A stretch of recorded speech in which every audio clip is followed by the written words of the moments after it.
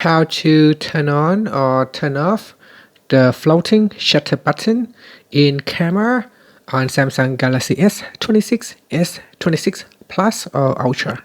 First, let's return back to the home screen. Now on the home screen, open up the camera app. Then tap on the control button on the on the right hand side here. Then we tap on the settings icon. In camera settings, scroll down. Then tap on shooting methods. In here, tap on floating shutter button. Tap on the toggle button to turn it off or switch it on.